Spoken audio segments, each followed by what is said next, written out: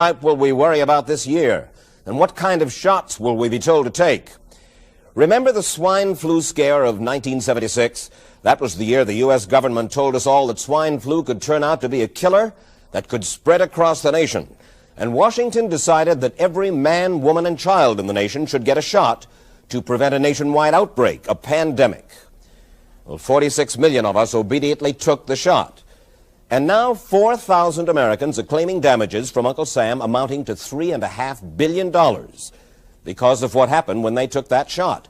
By far the greatest number of the claims, 2/3 of them, are for neurological damage or even death, allegedly triggered by the flu shot. We pick up the story back in 1976 when the threat posed by the swine flu virus seemed very real indeed. This virus was the cause of a pandemic in 1918 and 1919 that resulted in over 500,000 deaths in the United States, as well as 20 million deaths around the world.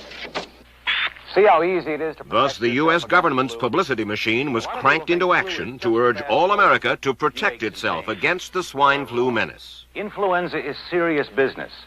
During major flu epidemics, millions of people are sick and thousands die. Well, this year you can get protection. The vaccines are safe, easy to take, and they can protect you against flu. So roll up your sleeve. Protect yourself. One of those who did roll up her sleeve was Judy Roberts. She was perfectly healthy, an active woman, when in November of 1976, she took her shot. 2 weeks later, she says, she began to feel a numbness starting up her legs. I joked about it at that time. I said I'll be numb to the knees by Friday if this keeps up. By the following week, I was totally paralyzed. So completely paralyzed, in fact, that they had to operate on her to enable her to breathe. And for 6 months, Judy Roberts was a quadriplegic. The diagnosis? A neurological disorder called Guillain-Barré syndrome, GBS for short. These neurological diseases are little understood. They affect people in different ways. As you can see in these home movies taken by a friend, Judy Roberts' paralysis confined her mostly to a wheelchair for over a year. But this disease can even kill.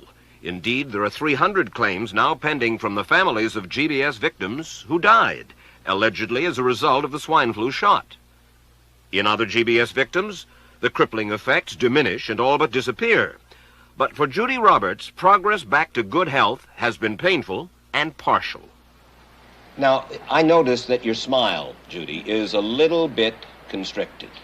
Yes, it is. Is it different from what it used to be? Very different. I have a greatly decreased mobility in my lips. And I can't drink through a straw on the right-hand side. I can't blow out birthday candles. I don't whistle anymore, for which my husband is grateful. It may be a little difficult for you to answer this question, but have you recovered as much as you are going to recover? Yes, this is it. So you will now have a legacy of braces on your legs for the rest of your life? Yes, the weakness in my hands will stay, and the leg braces will stay. So Judy Roberts and her husband have filed a claim against the U.S. government. They're asking $12 million, though they don't expect to get nearly that much. Judy, why did you take the flu shot? I'd never taken any other flu shots, but I felt like this was going to be a major epidemic. And the only way to prevent a major epidemic of a really deadly variety of flu was for everybody to be immunized. Where did this so-called deadly variety of flu, where did it first hit back in 1976? It began right here at Fort Dix in New Jersey in January of that year when a number of recruits began to complain of respiratory ailments, something like the common cold. An Army doctor here sent samples of their throat cultures to the New Jersey Public Health Lab to find out just what kind of bug was going around here. One of those samples was from a Private David Lewis who had left his sickbed to go on a forced march.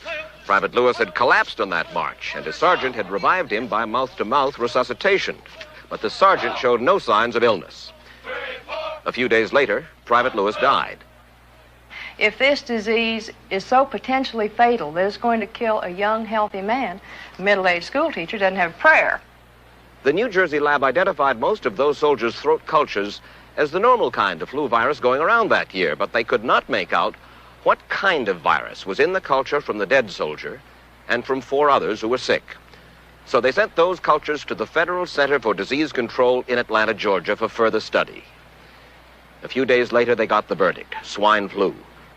But that much publicized outbreak of swine flu at Fort Dix involved only Private Lewis, who died, and those 4 other soldiers who recovered completely without the swine flu shot.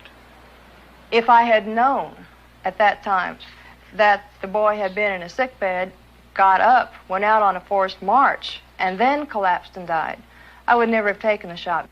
The rationale for our recommendation was not on the basis of the death of a single individual, but it was on the basis that when we do see a change in the characteristics of the influenza virus, it is a massive public health problem in this country.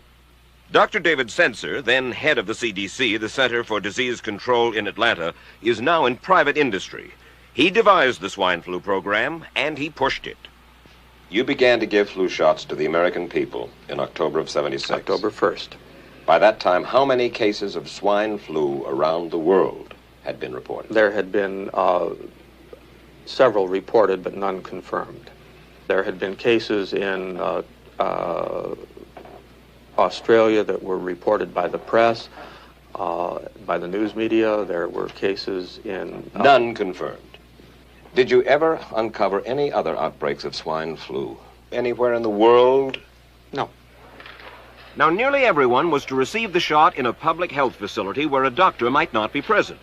Therefore, it was up to the CDC to come up with some kind of official consent form, giving the public all the information it needed about the swine flu shot.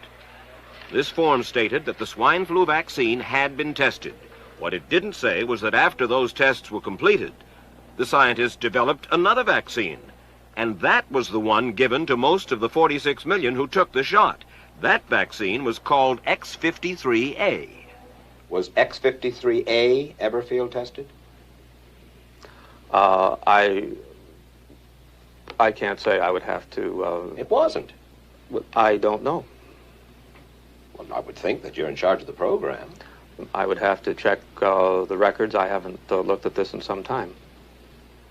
The information form, the consent form, was also supposed to warn people about any risks of serious complications following the shot. But did it? No, I had never heard of any reactions other than a sore arm, fever, this sort of thing. Judy Roberts' husband, Gene, also took the shot. Yes, I looked at that document. I signed it. Nothing on there said I was going to have a heart attack or I can get Guillain-Barré, which I never heard of. What if people from the government, from the Center for Disease Control, what if they had indeed known about it? What would be your feeling? They should have told us. Did anyone ever come to you and say, you know something, fellas? There's the possibility of neurological damage if you get into a mass immunization program? No. No one ever did? No. Do you know Michael Hatwick? Yes. Mm-hmm. Dr. Michael Hatwick directed the surveillance team for the swine flu program at the CDC. His job was to find out what possible complications could arise from taking the shot and to report his findings to those in charge. Did you know ahead of time, Dr. Hatwick, that there had been case reports of neurological disorders, neurological illness, apparently associated with the injection of influenza vaccine? Absolutely. You did? Yes. How'd you know that? By review of the literature.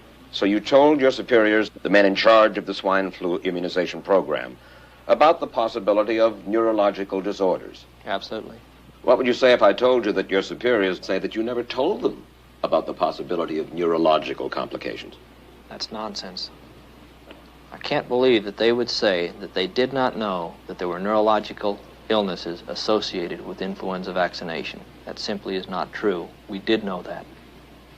I've said that Dr. Hatwick has never told me of his feelings on this subject. Then he's lying. I guess you would have to make that assumption. Then why does this report from your own agency, dated July 1976, list neurological complications as a possibility? I think the consensus of the scientific community was that the evidence relating neurologic disorders to influenza immunization was such that they did not feel that this association was a real one. You didn't feel it was necessary to tell the American people that information?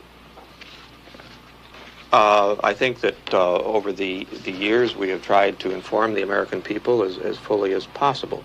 As part of informing Americans about the swine flu threat, Dr. Sensor's CDC also helped create the advertising to get the public to take the shot.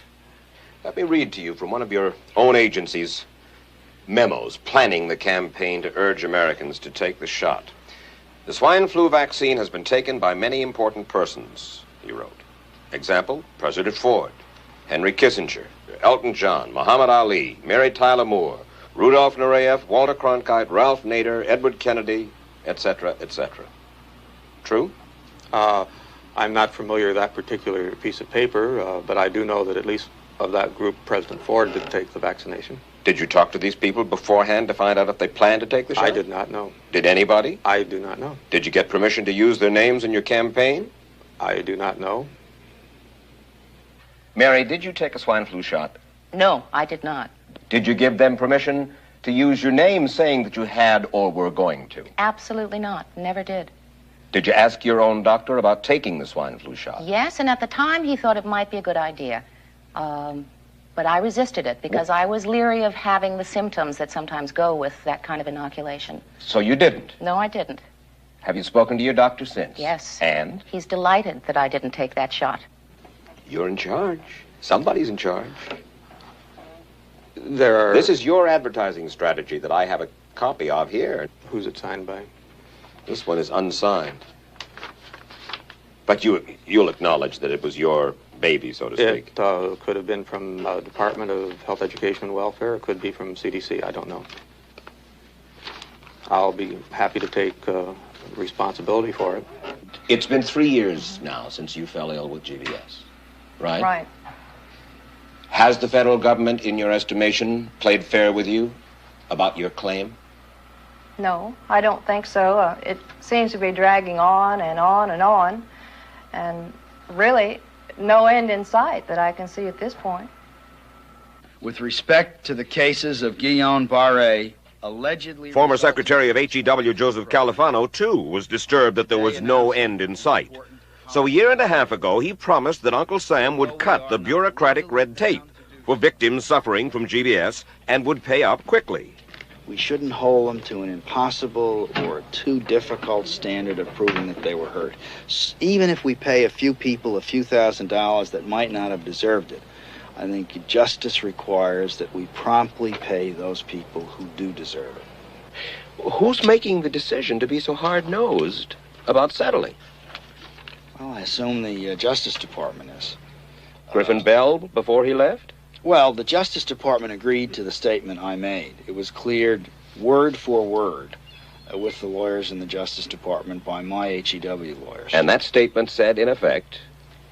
That statement said that we should pay Guillain-Barré claims without regard to whether the federal government was negligent if they resulted from the swine flu shot. I think the government knows it's wrong.